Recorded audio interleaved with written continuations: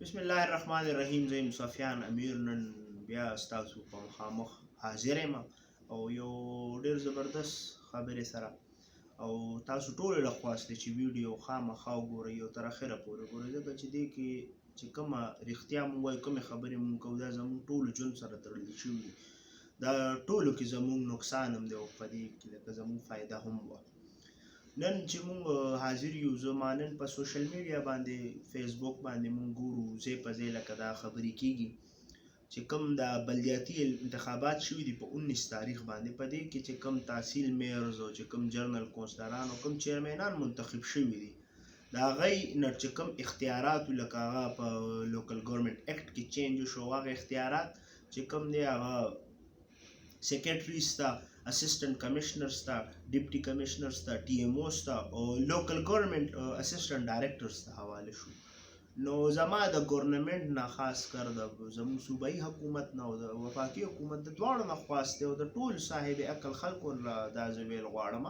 چې ضرورت سو مونږ له د الیکشن کولو، حکومت ته د الیکشن کولو، د قوم په کروڑونو روپو ضایع کېدو، د ټیکس پیسې ضایع کولو دپاره چې الیکشن کمیشن لکه دا چې کومې ډیوټیانې لګېدلې وې د ریټرننګ افسرانو، نو چا له 6000 روپۍ وه، د چا 4500 روپۍ وه، او په زرګونو خلکو لکه ډیوټیانې لګېدلې وې، 3 4 ورځې علم پیسې میلو شوي دي، او بیا داسې لکه د په اربونو روپیو کروڑونو روپۍ باندې د ټیکس د حکومت او د عوام پیسې چې کومې د عوام پیسې وه ضایع شوې،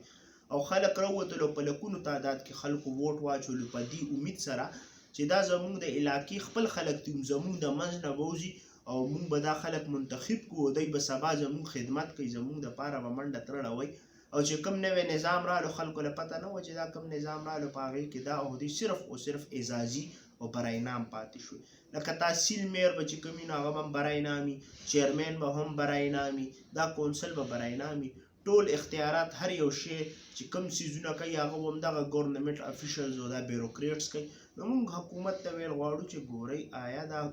بیروکریټس مخکې نه نو دا ډي سی، ټي ایم اوز، اسسټنټ ډایرکټرز دا خو مخکې نه هم په دغه باندې، نو بیا به مو اختیارات هماغه ټایم دوی ته ورکړو، هغوی الریډي چې هغه لږ اختیارات دي او دومره په هوا کې وي، نو چې دا نور اختیارات ورله میلو شي نو د هغوی نه به تاسو زموږ دپاره لکه په ضله کې به راله نعوذ بالله څه بل څه څیزونه به مو ترې رانه جوړ کړي. نو موږ صرف او صرف تاسو له دا خواست کوو لکه چې دا اخر ولې زموږ د عوام سره دا زیاتې ولې کېږي چې هغوی په خپل ووټ باندې